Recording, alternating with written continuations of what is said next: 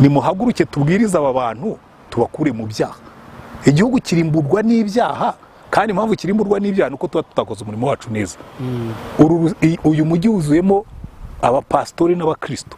Ubundi turamutse duteye igitero cy'amasengesho tukakigaba ku banyabyaha bahari bose, mu minsi mike ahubwo twabura icyo dukora, twabwira Yesu ngo watebutse ko twabuze icyo dukora. Arabohora TV, ishakiro ry'ubutumwa bwiza, umusemburo w'agakiza. Arabohora TV. Jero kuganira n'umushumba Pastor Antoine RUTAYISIRE, turaza gukomereza ibyo twagiye tuganira mu bihe byashize. Pastor, tubahaye ikaze muri iki kiganiro. Murakoze. Muri guma mu rugo mumerewe mute? Turashishira mu rugo nyine. Unararya karyama akabyuka ntarengeye gate nuko. Arabo bigora, sinzi niba mwebwe mutajya murambirwa. Ntabwo ndi muri aho. Umunsi nakijwe ni kimwe mu byo nakijwe, harimo no kurambirwa. Burya irungu naryo mu ndwara z'abanyabyaha. Ubwo wese wagira irungu ute? Iyo ugize Imana ukaguma hamwe ukaba ufite Yesu, ubonye umwanya mwiza wo kuguma iruhande rwe, iby'isi ukaba biteye umugongo, ukavuga ngo uyu minsi ngiye kuyimara rwose ntuje, ndi mu mahoro Uwiteka atanga. Yego. Rero mu gutangira ikiganiro cyacu uyu munsi turaza kuba tuganira kuri yabiyo guma mu rugo, ibihe abantu batabasha kugenda cyane, imiryango iri hamwe dushobora kubibyaza umusaruro gute nk'abana b'Imana, ariko cyane cyane imiryango ya gikristo yabyishimiramo gute, yabana nabyo gute kugira ngo ibibyaze umusaruro. Icyo kintu turi buze kuganiraho mu gutangira ikiganiro cyacu. Reka dusaba umushumba adusengera. Yego. Turagushimye Mana yacu, twongeye gushyira hejuru izina ryawe kuko ni izina rikwiye icyubahiro, rikwiye ubutware, rikwiye kuvugwa. Kandi turasenga ngo amasezerano watanze ku bijyanye n'ijambo ryawe uyadusohoreze muri iki kiganiro. Twaratubwiye ngo nushyirwa hejuru zireherezaho abantu bose, kandi waratubwiye ngo umwuka wera naza ngo azakorana natwe, ashyira imbaraga mu byo dukora no mu byo tuvuga no mu byo dutekereza, kugira ngo yeshe izina ryawe icyubahiro kandi yaheshe ubwoko bwawe umugisha. Rero iki kiganiro cye kuba umwanya gusa wo kuzuza amagambo, cye kuba umwanya wo kuvuga, ahubwo cye umwanya wo guhugura, wo kwigisha, ukungura, kugira ngo ubwoko bwawe bwubakwe, ubwami bwawe bwaguke, izina ryawe rishyirwe hejuru, mu izina rya Mwami wacu Yesu Kristo. Amen. Yes, turi mu bihe bikomeye ku isi yose, hamwe bari muri za lockdown, natwe mu Rwanda bice bimwe n'imwe biri muri lockdown, ari naho natwe turi muri Kigali. Bamwe babonye lockdown aba ari ikibazo gikomeye cyane, ariko kandi ku bandi bagavuga ngo ni igihe cyiza cyo kongera gutekereza, kurefreshisa, kureba ibintu bishya twakora, kongera kubana n'imiryango yacu, ko hari abantu bafite n'akazi kenshi, ariko noneho muri guma mu rugo bakongera kubana n'imiryango nubwo ntawe uyishimira. Ndagira ngo mudufashe, imbere yuko ijya kuba hari ijambo ryagarutsweho mwavuze, guma mu rugo izatubere gutya. Ku muryango wa gikristo guma mu rugo tugakwiye kuyakira gute? Ikintu cya mbere, guma mu rugo ntabwo navuga ngo twari dukwiye kuyishimira, kuko yica kimwe mu by'Imana yadutegetse. Imana yaravuze ngo ikintu cya mbere Imana yaremye, imaze kurema Adamu, yaremye akazi. Baramubwiye ngo uhingire iyi ngobyi uyirinde. So bivuga ngo iyo habayeho ikintu kitubuza kujya gukora, burya hari ikintu biba bitwiciye. So hatazagira umuntu ubyibeshyaho ngo yibwire ngo hari umuntu wishimira kuguma mu rugo ngo akagumaho. Ariko ikindi cya kabiri, nanone iyo ikintu nk'icyo kibaye, umuntu uzi Imana, umuntu sinavuga ngo uzi Imana gusa, umuntu umaze kugira ubushishozi, icyo bita wisdom, burya uburyo bwa mbere bwiza bwo kubaho ni ukumenya kubaho mu bikubaho byose. Ukavuga ngo nibanshyira muri guma mu rugo ntabwo nzatakaza ibyiringiro byanjye. niyo bananshyira no muri gereza kuko guma mu rugo yo ndi iwanjye ndi hamwe n'umugore wanjye n'abana banjye ndarya ibiryo byanjye ndatuje ariko kumenya kubaho iyo ubuzima bwahindutse nicyo kintu cya mbere buri mukristo wese n'undi muntu wese ushaka kubaho neza yagombye kwiga kuko burya ikosa rya mbere abantu bakora ni ukubaho bibwira ko ibintu bizahora bimeze neza ariko n'ibihe bibi bizabaho hazabaho imvura zigwa ze guhita nk'iyo mu gihe cya Nowa hazabaho imihengeri nk'iyo mu gihe cya Pawulo kuri ya nyanja hazabaho igihe cy'amapfa hazabaho igihe cy'inzara hazabaho igihe cy'uburwayi hazabaho igihe cy'intambara nka jenoside yakorewe abatutsi twanyuzemo hano ngewe nyankunda kubwira abantu twebwe twigiye no muri kadeti ikomeye kuko hari igihe twagumye mu rugo atari no kuvuga ngo tugumye mu rugo ngo duhunge urupfu ahubwo tugumye mu rugo turutegereje so bikubwira ngo ariko kumenya kubaho muri ibyo bihe byose nicyo gitandukanya umuntu ufite Imana n'utayifite n'umuntu wize gutekereza neza n'utarabitekereje kuko hari abantu benshi ubuzima bwananiye hari abantu benshi ngo zananiye kuzicaramo hari abantu benshi barimo gusaba pasi ntaho bagiye barakubwira ati guma mu rugo ugabanye ibyago byo kwandura utoya uti ndumva agiye kwicara mu rugo uti agashaka pasi akabeshya ko agiye ku kazi kandi nta kazi afite kubera ko buriya n'abaziduha rimwe na rimwe habamo n'inshuti zacu habamo n'abandi bakagushukukira pasi ariko ntaho ugiye rero bikubwira ngo ibyo bintu ni ukubura ya seriousness mbese kwa gushyiramo imbaraga n'umwete mu kurwanya kino cyorezo rero bikubwira ngo ariko umuntu ubizi yiga kwicara hamwe akamenya icyo yikoresha iyo bamusabye kwicara hamwe nibyo rero ngiye nkubwira ni buriya giye irungu rwose niyo wambwira uti turamaraguma mu rugo umwaka wose wenda nzahangayikira ariko nshobora kubura ibyo ariko nabyo sinshobora kwihangayikira mfite Imana nakubwira ntibyo ngibyo ntibiri umuhangayike kuko kereka isi niba yarimbutse igihe izaba ikiriho nzi neza yuko Imana izanshugurikira cyangwa n'abanshinzwe bazakingura imiryango njye gushugurika ko hari igihe ibiryo byiza bizabura nabonye hari mwabonye inzenya bazanye muri no minsi ngo wenda ngo bazongereho intongo y'inyama ngo n'amagi nkabitekereza nk'abantu bagenzi banjye n'ubundi za bushori zirahari ushaka intongo y'inyama ze gusohoka ajye muri bushori zo zirafungwa ariko basabaye kongeramo ngo na primus naka urumva ariko rero abantu biyibagiza yuko hari igihe twe twariye impungure na lentils utuntu tw'udushyimbo dutoya tubimaraho iminsi 100 twicaye mu nkambi turya impungure abantu bibagirwa vuba cyakora benshi bari babyandika ni bene nkamwe tukiri bato mwavutse nyuma y'ibyago abatarabonye jenoside yakorewe abatutsi mu gihe mukadabagira ngo bari bakwiye kudushyiriraho n'inyama ngo bakadushyiriraho ngo na primus abantu umuntu wandika ibi bintu ubu ashobora guhangana n'ibibazo biramutse bitinze rero turimo turatekereza uburyo si ibintu byo kwishimira ariko how can I profit it kuko bamwe mu miryango ya gikristo ugeze kwivuga ati hari n'abarambirwa bakumva nyine byaba ibibazo birebire akaba yakwaka pasi nta naho agiye bikwereka ko hari imiryango itishimiye kuba iri hamwe ariko abandi bakavuga ati ni igihe cyiza reka tuyiprofite dufashwe dusome ariko noneho umuryango wa gikristo wabana nabyo gute ukabyishimiramo cyangwa se ukabyungukiramo rega nkubwire ahubwo ubu ngubu turimo turayungururwa ngewe maze iminsi mbibwira abantu nk'abantu ubu ngubu abakristo bafite Imana n'abakristo bafite idini bagiye gutandukana kuko ufite Imana we nta byiringiro ajya atakaza buri kintu cyose kije ikintu cya mbere ukora iyo ufite Imana wimura amaso ukayakura ku kibazo ukayashyira kuri ya Mana ukavuga ngo rero Mana ubwo wemeye ko ibi bimbaho hagomba kuba hari ikintu ushaka kunkorera ariko cyane cyane hagomba kuba hari ikintu ushaka kunkoramo kuko buriya kenshi twebwe dutegereza ibyo Imana idukorera ntitujya tunatekereza ibyo dukoramo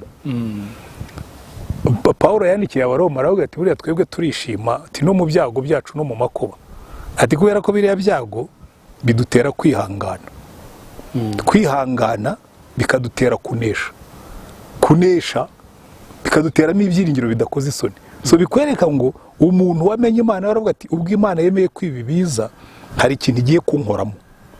Iyo niyo nivo ya mbere, iyo niyo mperaho ko buri muntu wese yagombye kureba. Nahoze mbivugana na madamu wanjye, hari ya gatandatu ibiri kurikirana abantu, hari groupe tubamo ya Rwanda Leaders Fellowship bajya bategura ibiterane by'abayobozi.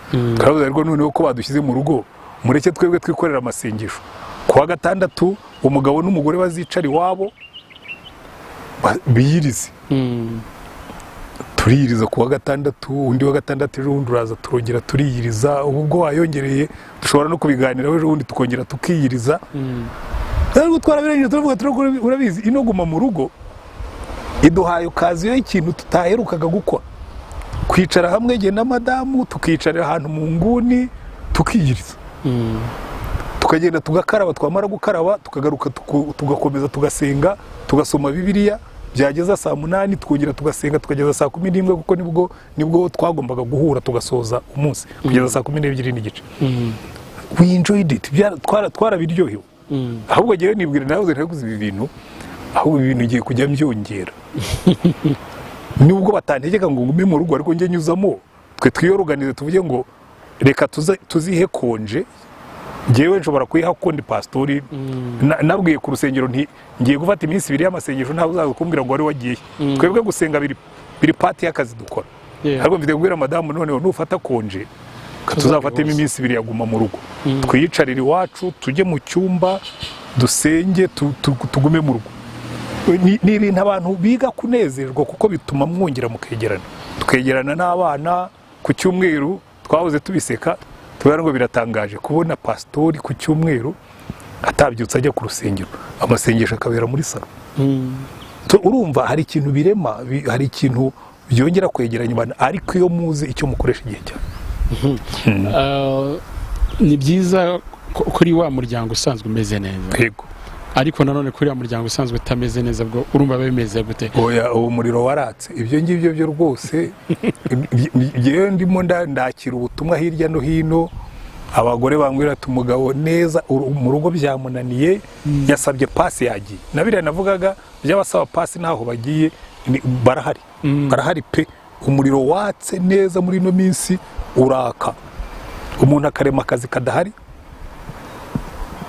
akijyana ku kazi batanamushyize no mu mubare wari bukore, gusa kugira ngo abone yava mu rugo agende. Ibyo rero ni ikizamini, abantu benshi barimo baratsindwa ikizamini.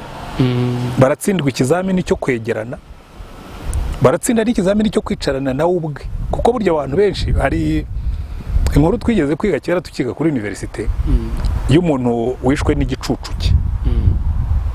Umuntu wishwe n'igicucu cye niko story yitwaga, the man killed by his shadow.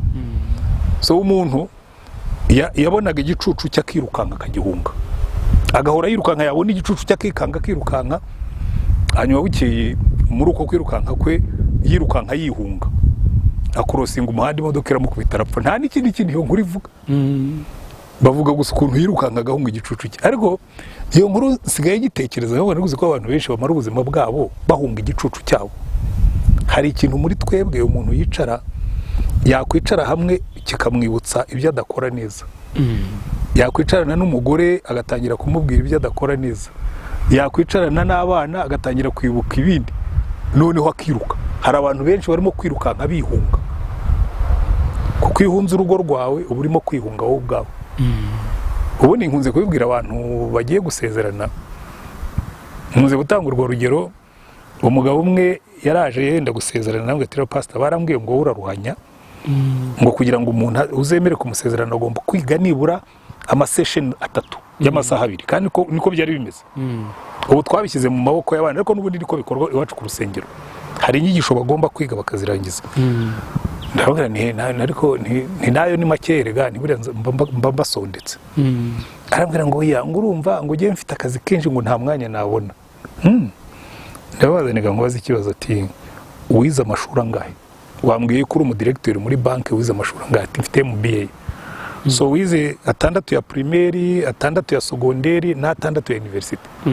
So minimum imyaka 18 y'ubuzima bwawe wayimaze mu ishuri kugira ngo ubone MBA ushobore kuba director muri banki ati none reka nkubaze ikibazo urambwira ngo ni nkuhe isaha imwe yo kukwigisha uko umuntu aba mu rugo yo kukwigisha uko umuntu yubaka urugo rwe none se isaha imwe ubu se nurwara uzarwarira muri banki atoye nukoresha umunsi mukuru se uzawukorera muri boardroom ya banki atoye ubu se ugize ibyago ukagira stroke banki yajya igucunga mu kagare atoye ubu se abana bawe bazakurira muri banki atoye murondorera ibintu byose bibera mu rugo nayo nawe rero ngaho tekereza wize amashuri 18 kugira ngo ukore muri banki uzagira stroke ikakwirukana ukarwarizwa mu rugo wize imyaka 18 kugira ngo ukore muri banki yego ko kubone amafaranga yo kugaburira abana bawe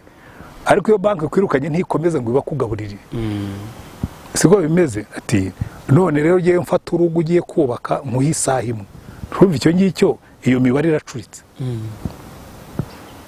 none ugenda wishakira undi kwigisha gihe sinshobora kukwigisha nkusondetse cyakora yabyemeye ariga ariko birangiye yambereye imfura arambwira ati rero buriya mubwire ati iyo mba narabimenye ko ari ibingi bihugo tugiye kwiga ati mba narasabye sesiyo nyinshi zirenzeho ati ko nasobanukiwe yuko kubaka urugo atari bya bindi dufata gusa ngo ndi umugabo kuko mfite ipantaro n'ikihishe ati numvise ko kuba umugabo ari ikindi kintu so abantu benshi ntabwo bazi ikintu cyitwa kuba mu rugo dukora iki mu rugo mbonye umwanya nakora iki mu rugo rwanjye kuko ntibajya batekereza urugo ibitekerezo byabo bihora hanze ntibijya bitekereza urugo icyo ni ikibazo gikomeye cyane rero ibyo byose nibyo bikomeje kuba imbogamizi ku muryango n'ubundi wagasanga niba ari na occasion yaribonetse kugira ngo abantu baruhuke ariko nanone banongere kwitekerezaho banatekereze ku miryango yabo bamwe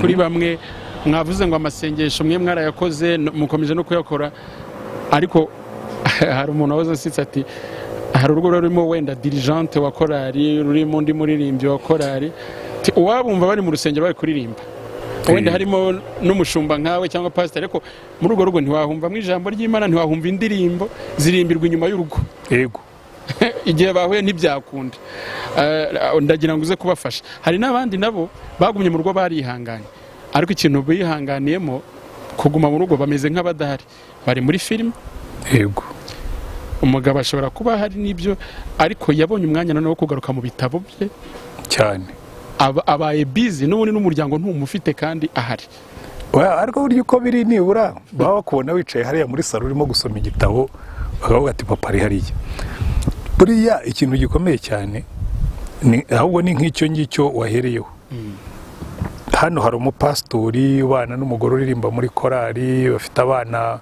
wenda nabo baririmba muri worship team ariko iyo bari iwabo nta jwi ryo rizamuka ariko burya n'ubundi baba ariko basanzwe ubwo ibyo nagiye mbibona hari ahantu ujya mu rugo ugasanga kwa pasitori ntibajya basengana ugasanga kwa mwarimu ntibasengana kwa muririmbyi ntibasengana urumva guma mu rugo niza siza abategeka gusengana kuko n'ubundi nta muco baremye wo kubikora ariko biriya mbishyira muri bya bindi twigisha abageni ubundi iteka ryose pila ya mbere twagombye kwigisha umugabo umuhungu n'umukobwa bagiye gusezerana nk'abakristo ni ukuzana Imana ikagira umwanya wa mbere mu rugo rwabo nufata igitabo dukoresha twigisha abageni wacu isomo rya mbere rya kabiri nako irya mbere ni ukumenyana irya kabiri ni ukumenya Imana kuvuga ngo muzinjiza muti Imana mu rugo rwanyu ku buryo igumaho muzasengana muti ntabwo ari kuvuga ngo muzasenga muti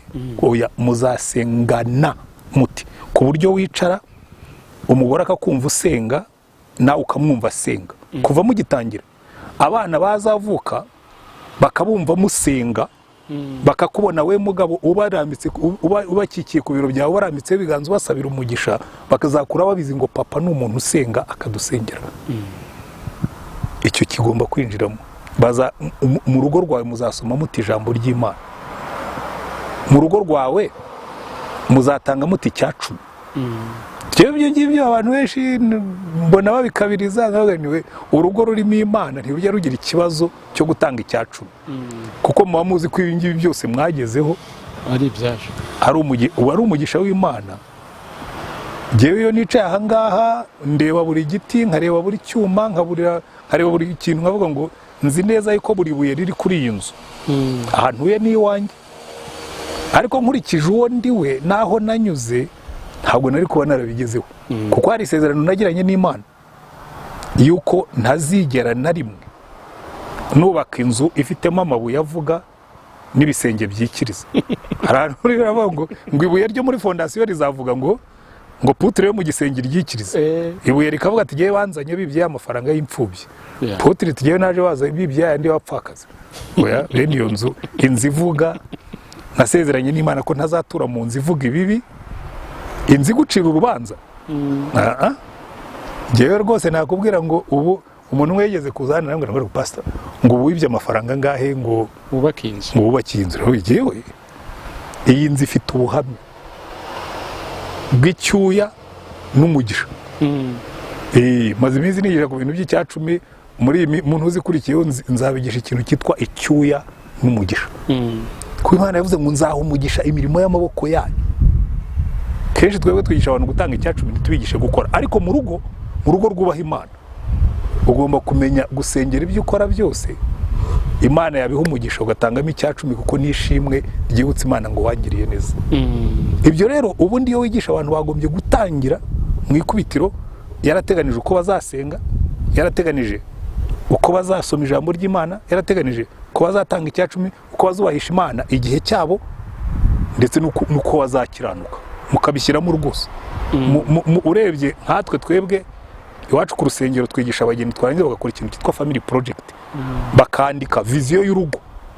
Urugo rwacu Imana izaba ari iya mbere muri ubu buryo n'ubu, bakabizana bakabidefanda imbere ya pastori, hanyuma tukabaha certifica yuko biteguye. Oya, ko babishoboye byo simbizi uko biteguye, kuko kubishobora byo nagombye gusubira iwabo nkajya kureba niba babikora.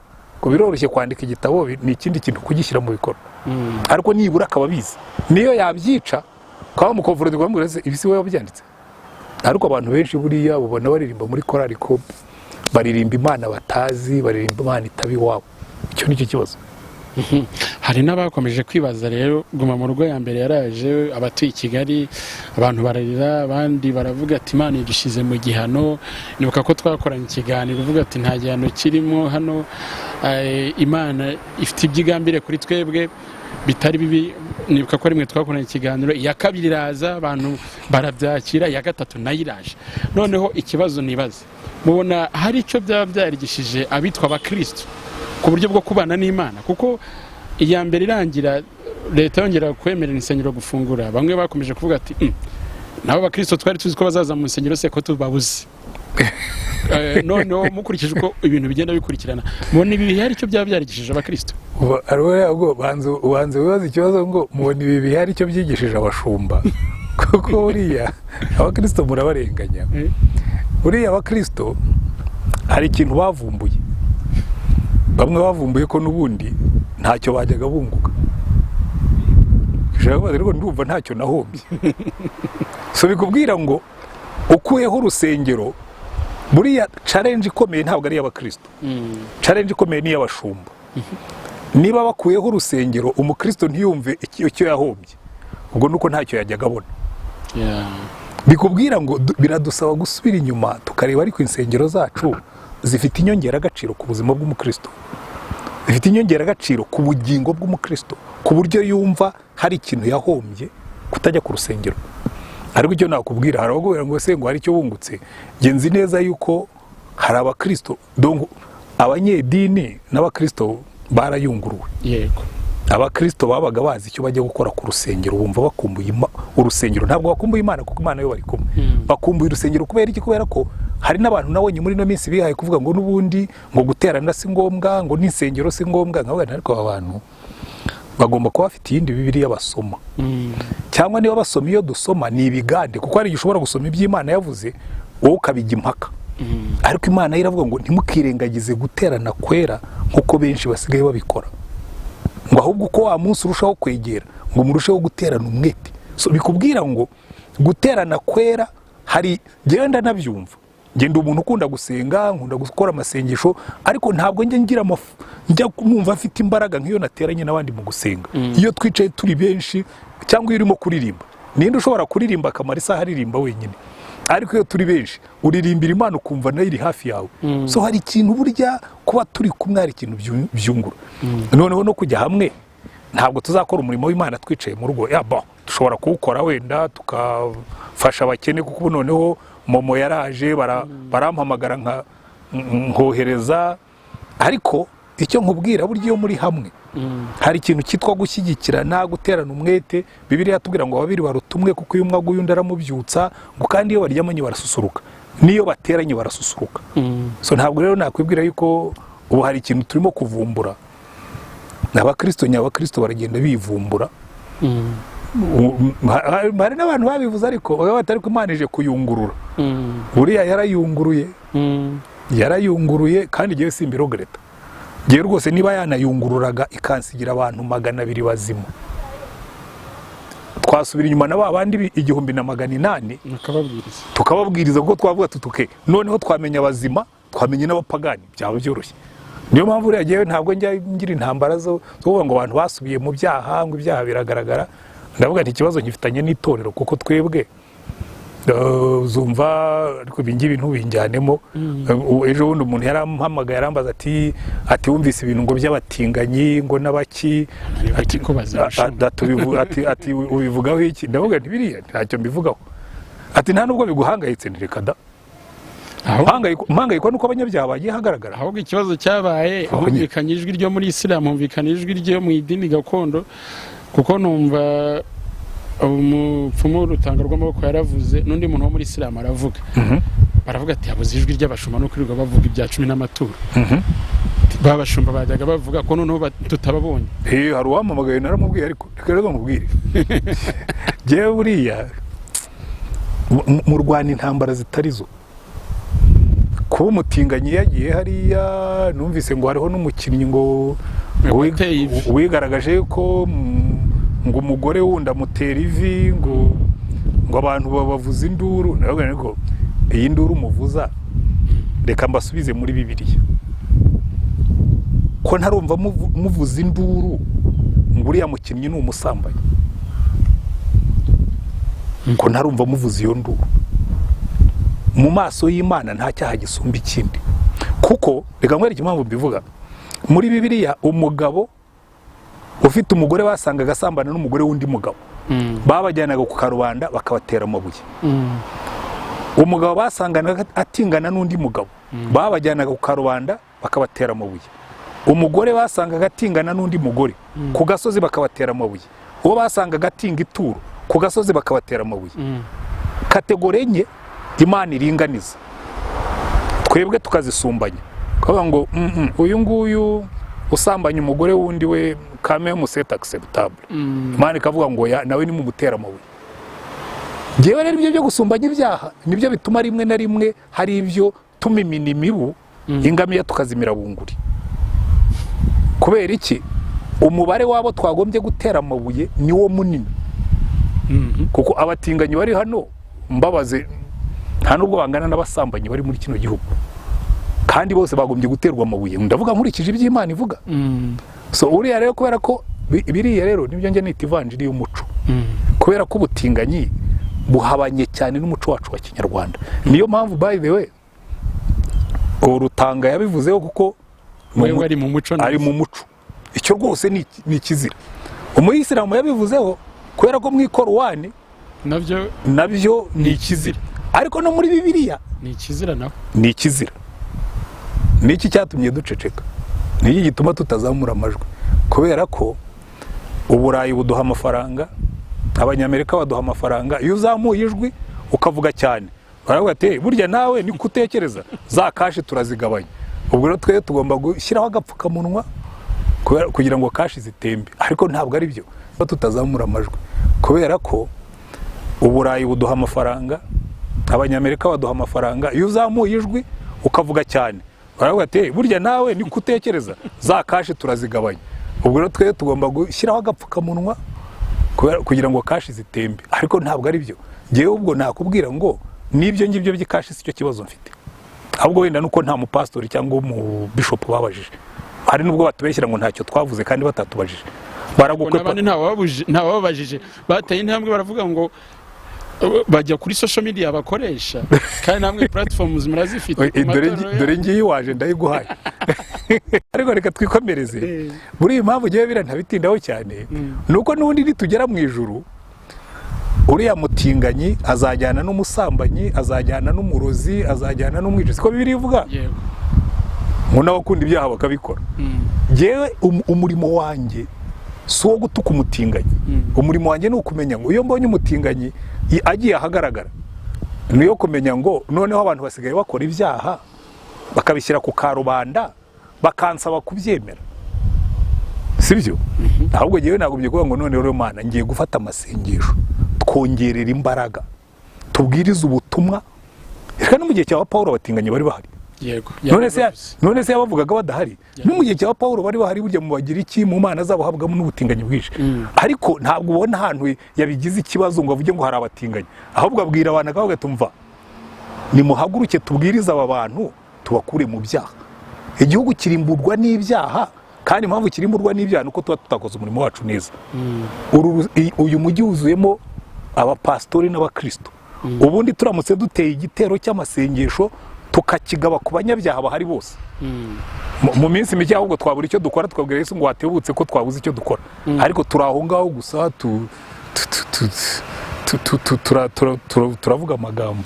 Biriya bije nyuma gato y'inkuru yari yatambutse ku kinyamakuru igiye bavuga ko hagiye kuba manifestation yabo biyerekana bizihiza umunsi barimo bategura. Bamwe bati ni challenge ku itorero ryo mu Rwanda, abandi bati tugiye kureba niba ko ku itorero ryo mu Rwanda ryari giteguye guhangana n'ibi bintu.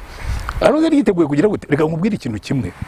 Ngewe abatinganyi bagiye mu muhanda bagakora marisha, ntabwo bwacya nanjye ngo njye mu muhanda njye gukora marisha. Ahubwo jewe banabitangaje ikintu cya mbere twagombye gukora no kuvuga ngo urabona ngo Satani atuzanira agasuzuguro mu muhanda aze kutwereka ko yadutsinze igitego. Birebewe kwereka ngo Satani aje kudukora mu matama tubwira ngo mukore iki singaba nabatwaye mureba. Barase nta bushobozi dufite bwo kuba bambura. Ahubwo sabenshi ko mu nsengero mu buryo bwo y'abandi babwiriza. Nubundi ni nacyo cyambabaje nuko ari wavuze ngo tuba no mu nsengero ngo tunaririmba ngo indirimbo za gospel. Yes, ubahagarira bavugaga ubavugira aririmba gospel. I don't know whether it's gospel yande. Kubera ko urumva erega ni bya bindi bapuretu n'ubunda abantu ibyo baririmba byose ntibaba babyemera. Hari abaririmba imbune y'igihugu batari patriotic bakayiririmba gusa ko bagomba kuyiririmba. Hari abaririmba indirimbo z'Imana batayemera.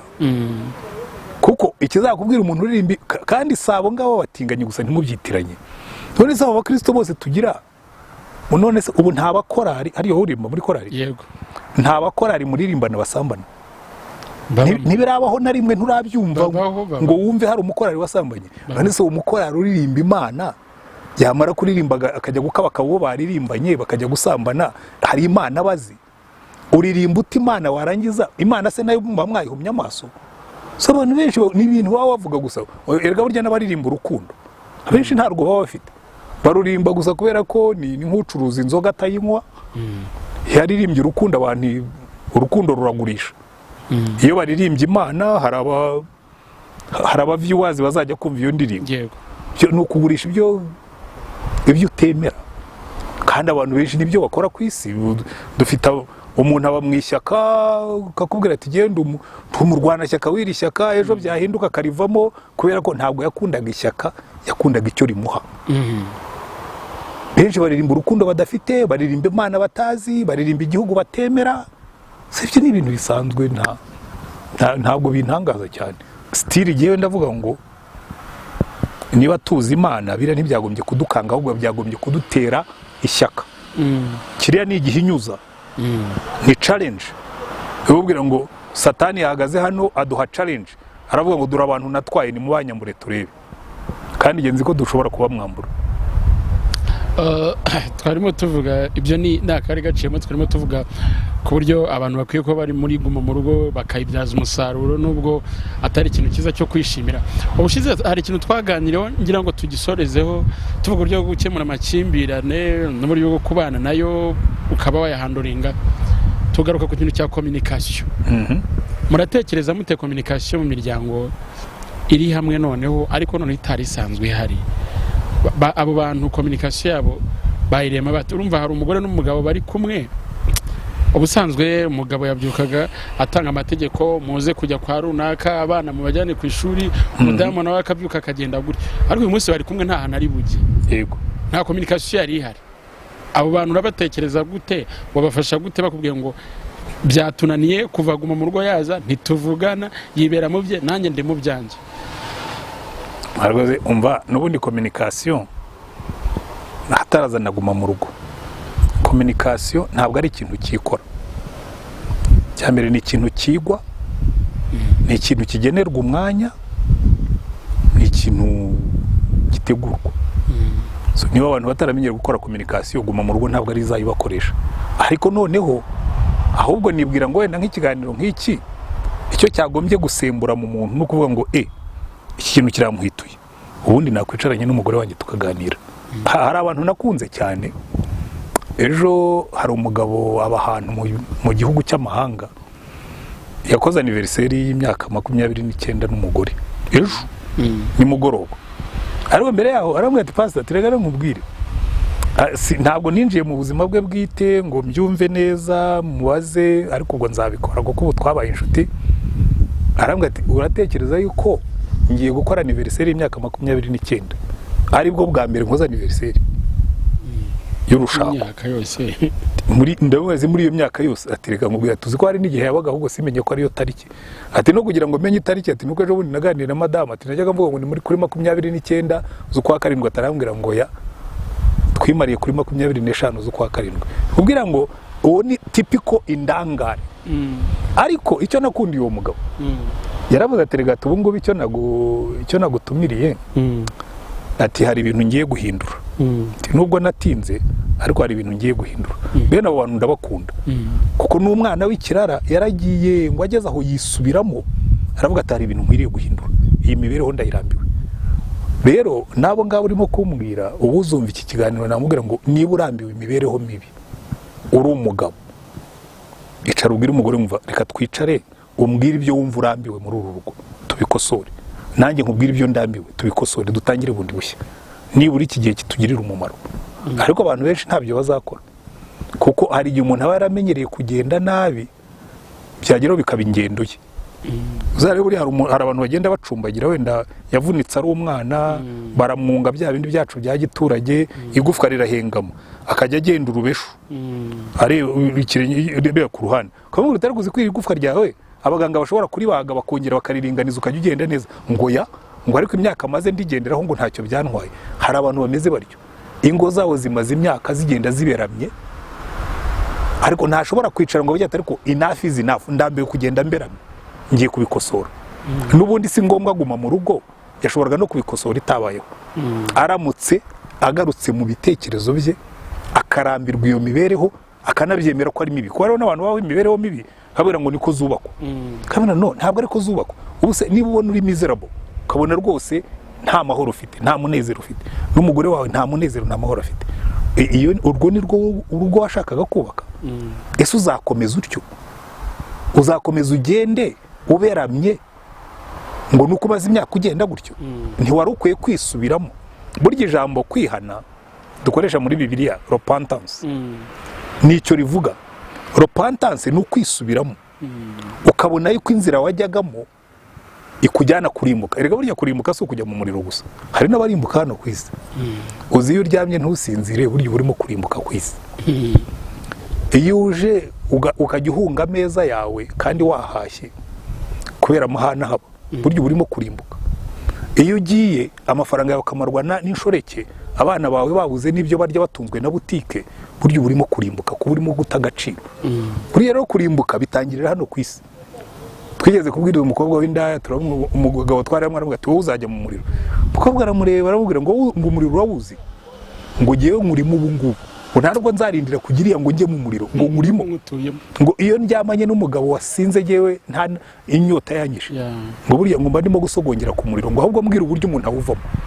Ubu rero ndimo ndababwira uburyo umuntu awuvamo kuko abantu benshi bategereje umuriro w'iteka kandi bari mu muriro hano ku isi. Urugo rubi bajya bavuga ngo ni nka gereza. Oya, gereza burya ni nziza kuko gereza baba baguhatiye kuyijyamo. Urugo rubi ni umuriro utazima kuko umuriro ni wowe uzijyanayo. Ko nta muntu Imana izashyira mu muriro abantu bazijyanayo. Abantu bajya bavuga Imana izagushyira mu muriro nkabara mwibeshyera. Imana yo yaciye umuhanda iravuga ngo abazaca muri iyi nzira bazarangiriza mu ijuru, abazaca muri iyi ngiyi bazarangiriza mu muriro. Ni wowe uhitamo. Kabwira ngo dore ndashyira imbere yawe inzira ebyiri uhitemo urupfu n'ubugingo. Buriya rero byiyapurika no mu rugo. Hari inzira ebyiri, hari inzira ijyana mu mahoro, hari inzira ijyana mu munezero, hari inzira ijyana mu mahirwe, hari inzira ijyana mu bukire, hari inzira ijyana mu kunguka, hari n'ijyana mu gihombo n'amahoro make. Ni wowe uhitamo. None nawe urimo kutwumva ubu ngubu uramutse uhisemo niba warutuye mu muriro ushobora kwimuka ukajya mu ijuru. Nta birakunda ijuru rito, ariko ni wowe uzaryubaka, ni wowe uzarikorera. Murakoze cyane Pastor. Turimo dusoza wavuze ngo coronavirus ndetse by'umwihariko ibihe byaguma mu rugo byerekanye byatanze challenge ku bashumba b'amatorero, abanyamadini n'amatorero. Uyu munsi se ni iki mwabwira abo banyamatorero, abo bayobozi b'amatorero, abashumba muri bino bihe baba batahura n'intama nk'uko bari basanzwe bahura nazo? Ese babana nazo gute muri bino bihe? Wabana nazo gute se uzikuye nyine ko ari cyo kibazo?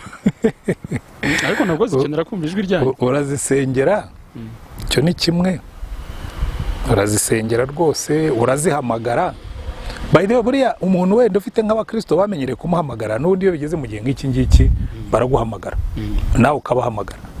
Abenshi bafite ama WhatsApp, ushobora kujyaho kuri group zitandukanye z'itorero. Ariko rero nabonye muri kino gihe byaranoroshye, uretse wenda ko abantu bose badafite ubwo bushobozi, ariko nabwo twagombye kubushaka. Zoom zirakora, Google Meet zirakora, za kamera nk'izi zanyu zirakora. Guhura n'abakristo muri kino gihe hari uburyo bwinshi ushobora kubikora kuko ntiwemere kujya mu ngo zabo, ariko nta kikubuza kubahamagara. Bamwe bati ndasonze ariko pastor se ntamuhamagara, ubundi yamfasha iki? Simbizi ibyo ngibyo. Ntabwo nabasubiriza, ariko ngira ngo pastor, ariko ubwo icyo nishatse kuvuga hari n'uvuga ati pastor azahora atubwira ngo Imana irabakunda ko atarafata kuri hamwe na hamwe aho bitaraba nyine ko harimo n'abatanga turabizi, ariko nanone ubwo nabo haruvuga ati oya, buriya reka mubwire, burya gutunganya itorero reka wenda mfate nk'urugero iwacu. Jewe nta nubwo bampamagara kuko dufite system. Abagore bafite amatsinda y'abagore, Mothers Union, bafite amabwiriza asobanutse yuko umukristo ushonje bamutabara, ntihazagira umukristo wicwa n'inzara duhari. Abagabo bafite Fathers Union, same directive, bafite amabwiriza. Urubyiruko, abakristo bacu majorite bari mu matsinda y'urubyiruko, ay'abagore, ay'abagabo, ku buryo rero abayobozi b'ayo matsinda bamenya intama zabo. Yego, bakaba bafite uburenganzira bwo kuba bampamagara bakambwira ati hano twagize crise mudufashe. Ibyo ngibyo buri torero rigira ukuntu ribikora mu buryo bwaryo. Murakoze cyane. Twaganiraga uko abantu baprofita, ariko tunabwira abantu nyine gukomeza kwitwararika kuko icyorezo cyo kirahari, kandi Imana izadufasha hamwe no gukomeza kurwana turinda ubuzima bwacu kubushyira mu kaga nk'uko pastor yabivuze. Turimo dusoza rero nagira ngo tubasabe kudusengera kandi tubashimira umwanya mwaduhaye. Hari ikintu agarutseho ati abambwira sinavuze, abavuga ntitwavuze, wa mugani abasambanyi ko bahari ko nta bavuga n'abandi. Ahubwo igikomeye nuko buri wese yareba koko niba akijijwe akabaza Imana, nicyo gikomeye yabivuzemo. Hanyuma reka dusabe pastor adusoza dusengera. Reka dusenge Imana, ubwo ibyo bindi bizaza mu kindi kiganiro cyihariye. Kuko buri hari abantu bashobora kumva mvuga kuri bakavuga ati ariko pastor we agomba kuba bishyigikiye. Abantu yagiye nta cyaha na kimwe, nakakandi bita ngo ni gatoya kazakujyana mu muriro. Ko buriya kiriya kintu cyo gukarasifiya ibyaha, bimwe tukabigira binini, ibindi tukabigira bitoya, nibyo bizatwicisha. ko hari icyaha twumva twarasoneye ariko buri cyaha cyose cyajyanye Yesu ku musaraba kandi buri cyaha cyose ntitugomba kukihanganira ariko cyagomye kudutera umwete wo kuvuga ubutumwa abantu bakihana n'izo ngo zirimo gusenyuka nazo rega ni bibi kurutaho reka dusenge Imana kandi nifuriza abantu bose bakurikiraga iki kiganiro abazi yuko bameze nabi bisubiremo bitekerezeho abazi ko n'ubundi basanzwe bafite ingo mbi naguma mu rugo itari yaza bisubireho bibuke ko bishoboka kubaka urugo rwiza iyo wakiriye Yesu nk'umucunguzi n'umwami kandi buri muntu wese yibuke ko nta cyaha gitoya kibaho mu maso y'Imana tugomba guharanira kwanga icyaha n'igisa nacyo yego turagushimye Mana yacu iyi ni iminsi igoye benshi ni iminsi yo kuguma mu rugo twemerere dusengera abantu bajyaga batungwa nuko basohoka bakajya gukora ariko badashobora kubikora bagomba gutungwa nuko leta yabitayeho cyangwa itorero cyangwa n'abandi bantu babagira neza mwami turasenga ngo iki ngiki agahinda kabo umubabaro wabo witeho kandi urebe turasengera abantu bose bari mu rugamba rwo kurwanya iki cyorezo abari muri medical sector abari muri nko kudushakira inkingo n'ibindi Mana ukomeze kubarinda kandi ukomeze kubakoresha kandi ukomeze kubaha umugisha aho bashakisha ibishobora gutunganya ubuzima bw'abanyarwanda uhabahera umugisha turasengera abayobozi bacu bafata ibyemezo kugira ngo umwami nabo ukomeze kubaha imbaraga kandi ubahe gushishoza kugira ngo iyiguma mu rugo yindi iyi minsi bongereyeho tuzayirangize bafite icyerekezo kirenze iki ngiki kizatuma abanyarwanda bashobora kubaho ntibandure ariko kandi bagashobora no kubaho turasengera itorero mu gihe nk'iki ngiki urabizi twe twahuye na challenge ikomeye cyane ni igihe kirekire insengero nyinshi zimaze zidakinguka turasenga ngo ugire ikintu ukora muri no minsi udukize iki cyago cya coronavirus nurangiza ufungura insengero ariko nibyo bitari byaho turasengera imiryango yose turasengera abantu bose bumvise iki kiganiro ngo ukore ku mutima wa buri muntu umwemeze umuhindure kandi abari basanzwe bagenda neza ubakomeze muri urwo rugendo turasenze ngo imbaraga z'umwuka wawe wera zimanukire kwemeza abantu iby'ibyaha babyihane zimanukire kwemeza abantu ibyo gukiranuka kugira ngo dukomeze kandi dukomeze dukiranuke kandi ubwami bwawe buze ubwoko bwawe bunezerwe izina ryawe rishyirwe hejuru ko ni mu izina ryawe dusabye umwami wacu Yesu Kristo amen ariko turaho ngaho gusa turavuga amagambo biriya bije nyuma gato y'inkuru yari yatambutse ku kinyamakuru igihe bavuga ko hagiye kuba manifestation yabo biyerekana bizihiza umunsi barimo bategura bamwe bati ni challenge ku itorero ryo mu Rwanda abandi bati tugiye kureba niba ko ku itorero ryo mu Rwanda ryari ryiteguye guhangana n'ibi bintu aroze ryiteguye kugira gute reka nkubwire ikintu kimwe jewe abatinganyi bagiye mu muhanda bagakora marisha ntabwo bwacya nanjye ngo njye mu muhanda njye gukora marisha ahubwo jewe banabitangaje ikintu cya mbere twagombye gukora no kuvuga ngo urabona ngo Satani atuzanira agasuzuguro mu muhanda aze kutwereka ko yadutsinze igitego birebe kwereka ngo Satani aje kudukora mu matama tubwira ngo mukore iki singaba nabatwaye mureba barase nta bushobozi dufite bwo kubabambura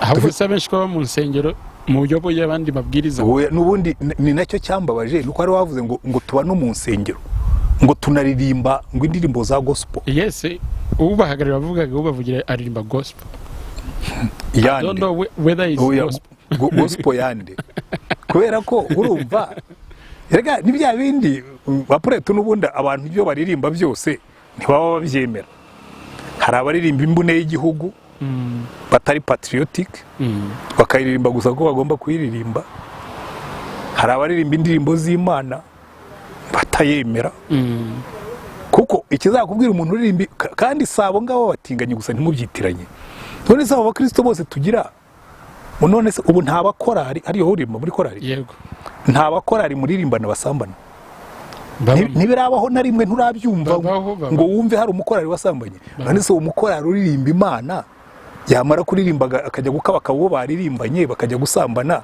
hari Imana bazi uririmba uti Imana warangiza Imana se nayo mwayihumye amaso so abantu benshi ni ibintu baba bavuga gusa erega burya n'abaririmba urukundo benshi ntarwo baba bafite barurimba gusa kubera ko ni nk'ucuruza inzoga atayinywa yaririmbye urukundo abantu urukundo ruragurisha iyo baririmbye Imana hari aba viewers bazajya kumva iyo ndirimbo. yego Ni ukugurisha ibyo utemera, kandi abantu benshi nibyo bakora ku isi.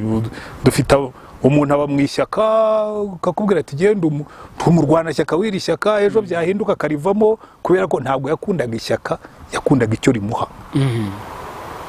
Benshi baririmba urukundo badafite, baririmba Imana batazi, baririmba igihugu batemera. Ibyo ni ibintu bisanzwe, ntabwo bintangaza cyane. Stili yewe ndavuga ngo niba tuzi Imana, biriya ntibyagombye kudukanga, ahubwo byagombye kudutera ishyaka. Kiriya ni igihinyuza, ni challenge. Ubwira ngo Satani yahagaze hano aduha challenge, aravuga ngo dura abantu natwaye, ni mubanyambure turebe. Kandi ngenzi ko dushobora kuba mwambura. Twarimo tuvuga ibyo ni nakari gaciyemo, twarimo tuvuga ku buryo abantu bakwiye ko bari muri guma mu rugo bakayibyaza umusaruro, nubwo atari ikintu cyiza cyo kwishimira. Ubushize hari ikintu twaganiriyeho ngira ngo tugisorezeho, tuvuga uburyo bwo gukemura amakimbirane n'uburyo bwo kubana nayo ukaba wayahandoringa. Tugaruka ku kintu cya communication. Muratekereza mute communication mu miryango iri hamwe noneho, ariko none itari isanzwe ihari? Abo bantu communication yabo bayirema bati, urumva hari umugore n'umugabo bari kumwe, ubusanzwe umugabo yabyukaga atanga amategeko, muze kujya kwa runaka, abana mu bajyane ku ishuri, umudamu nawe akabyuka akagenda gutya. Ariko uyu munsi bari kumwe nta hantu ari bujye, yego, nta communication yari ihari. Abo bantu urabatekereza gute, wabafasha gute bakubwiye ngo byatunaniye kuva guma mu rugo yaza, ntituvugana, yibera mu bye, nanjye ndi mu byanjye? Marwaze umva, nubundi communication hatarazana guma mu rugo. Communication ntabwo ari ikintu cyikora. Cyambere ni ikintu kigwa, ni ikintu kigenerwa umwanya, ni ikintu gitegurwa. So niba abantu bataramenyera gukora communication, guma mu rugo ntabwo ari izayibakoresha. Ariko noneho ahubwo nibwira ngo wenda nk'ikiganiro nk'iki, icyo cyagombye gusembura mu muntu no kuvuga ngo iki kintu kiramuhituye, ubundi nakwicaranye n'umugore wanjye tukaganira. Hari abantu nakunze cyane. Ejo hari umugabo aba ahantu mu gihugu cy'amahanga, yakoze anniversaire y'imyaka 29 n'umugore. Ejo ni mugoroba, ariko mbere yaho arambwira ati pastor turega nkubwire, ntabwo ninjiye mu buzima bwe bwite ngo mbyumve neza mubaze, ariko ubwo nzabikora kuko ubu twabaye inshuti. Arambwira ati uratekereza yuko ngiye gukora anniversaire y'imyaka 29 aribwo bwa mbere nkoza anniversaire y'urushako ndabaze muri iyo myaka yose? Ati reka nkubwira, tuzi ko hari n'igihe yabaga ahubwo simenye ko ariyo tariki. Ati no kugira ngo menye itariki, ati nuko ejo bundi naganira na madame, ati najyaga mvuga ngo ni muri kuri 29 z'ukwa karindwi, atarambwira ngo ya twimariye kuri 25 z'ukwa karindwi. Ubwira ngo uwo ni typical indangare. Ariko icyo nakundiye uwo mugabo, yaravuze ati rega ubu ngubu icyo nagutumiriye, ati hari ibintu ngiye guhindura. Nubwo natinze ariko hari ibintu ngiye guhindura. Bene abo bantu ndabakunda, kuko n'umwana w'ikirara yaragiye ngo ageze aho yisubiramo, aravuga ati hari ibintu nkwiriye guhindura, iyi mibereho ndayirambiwe. Rero nabo ngabo urimo kumbwira, ubuzumva iki kiganiro namubwira ngo niba urambiwe imibereho mibi, uri umugabo, icara ubwire umugore umva reka twicare umbwire ibyo wumva urambiwe muri uru rugo tubikosore, nanjye nkubwire ibyo ndambiwe tubikosore, dutangire bundi bushya, nibura iki gihe kitugirira umumaro. Ariko abantu benshi ntabyo bazakora, kuko hari igihe umuntu aba yaramenyereye kugenda nabi, byageraho bikaba ingendo ye. Uzarebe buri hari abantu bagenda bacumbagira, wenda yavunitse ari umwana, baramwunga bya bindi byacu bya giturage, igufwa rirahengama, akajya agenda urubeshu, ari ikirenge ku ruhande. Kamwe utari kuzi ko igufwa ryawe abaganga bashobora kuribaga bakongera bakariringaniza ukajya ugenda neza, ngo ya ngo ariko imyaka maze ndigenderaho ngo ntacyo byantwaye. Hari abantu bameze baryo, ingo zawo zimaze imyaka zigenda ziberamye, ariko ntashobora kwicara ngo byata, ariko enough is enough, ndambiwe kugenda mberamye, ngiye kubikosora. N'ubundi si ngombwa guma mu rugo, yashoboraga no kubikosora itabayeho. Aramutse agarutse mu bitekerezo bye, akarambirwa iyo mibereho, akanabyemera ko ari mibi. Kuko hariho n'abantu baho imibereho mibi kabera ngo niko zubakwa, kabona no ntabwo ariko zubakwa. Ubuse niba ubona uri miserable, kabona rwose nta mahoro ufite, nta munezero ufite, n'umugore wawe nta munezero nta mahoro afite, iyo urwo ni rwo urugo washakaga kubaka. Ese uzakomeza utyo? uzakomeza ugende uberamye ngo nuko umaze imyaka ugenda gutyo ntiwari ukwiye kwisubiramo. Burya ijambo kwihana dukoresha muri Bibiliya repentance nicyo rivuga. Repentance ni ukwisubiramo ukabona yuko inzira wajyagamo ikujyana kurimbuka. Erega burya kurimbuka si ukujya mu muriro gusa, hari n'abarimbuka hano ku isi. Uzi iyo uryamye ntusinzire burya urimo kurimbuka ku isi.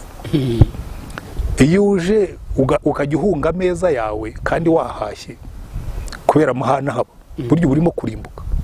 Iyo ugiye amafaranga yawe akamarwa n'inshoreke, abana bawe babuze n'ibyo barya batunzwe na butike, burya urimo kurimbuka kuba urimo guta agaciro. Burya rero kurimbuka bitangirira hano ku isi.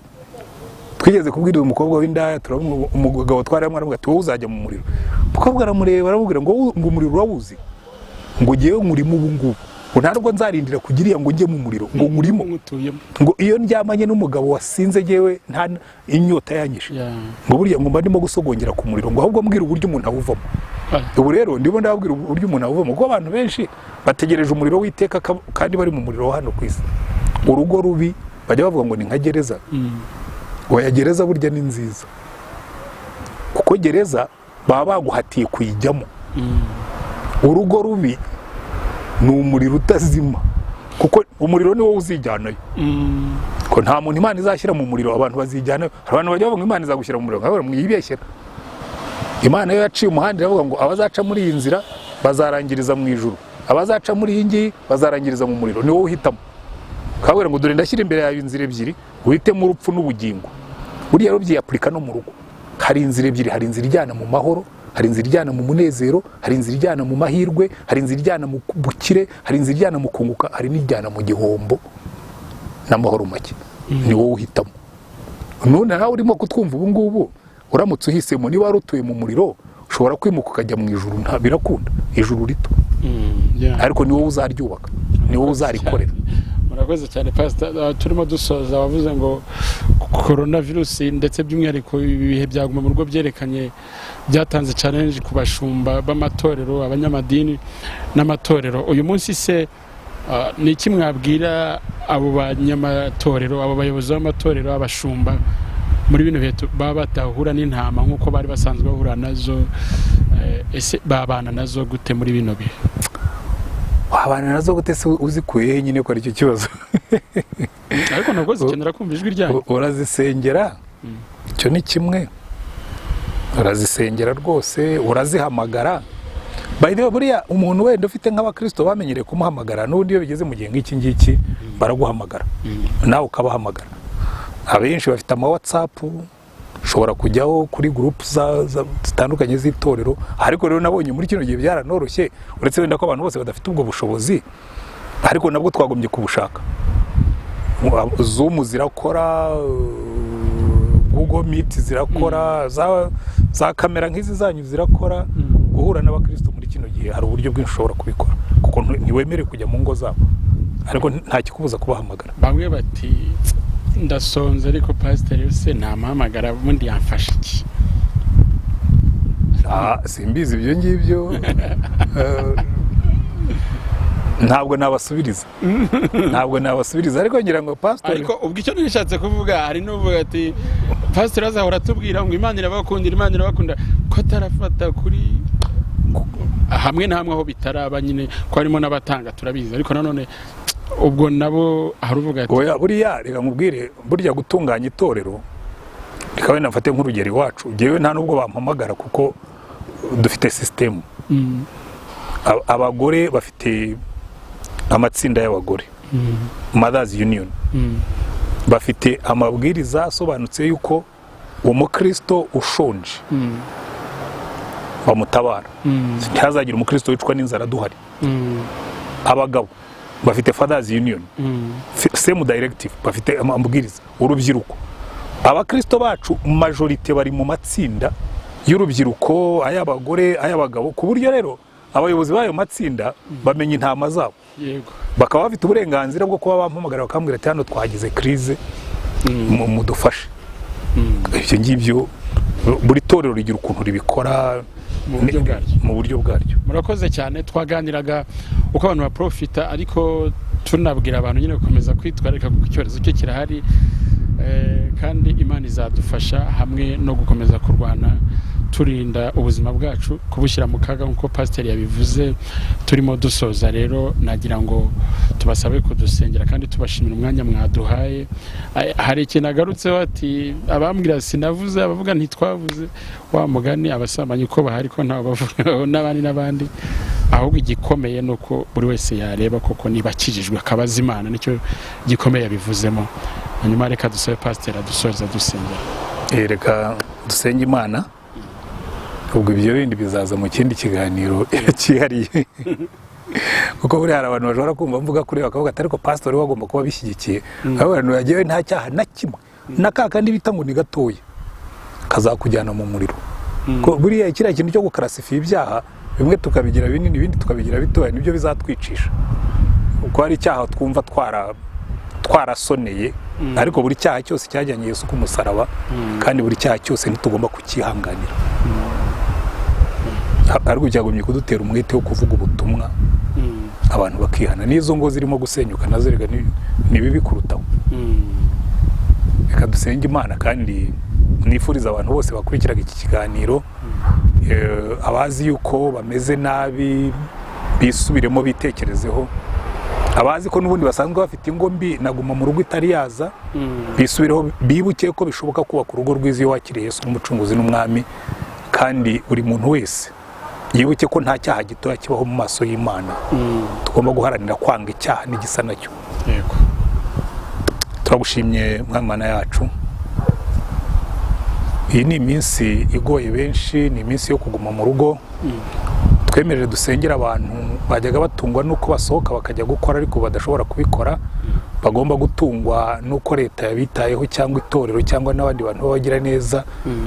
Mwami turasenga ngo iki ngiki agahinda kabo umubabaro wabo witeho kandi urebe. Turasengera abantu bose bari mu rugamba rwo kurwanya iki cyorezo, abari muri medical sector, abari muri nko kudushakira inkingo n'ibindi. Mana ukomeze kubarinda kandi ukomeze kubakoresha kandi ukomeze kubaha umugisha aho bashakisha ibishobora gutunganya ubuzima bw'abanyarwanda, uhabahera umugisha.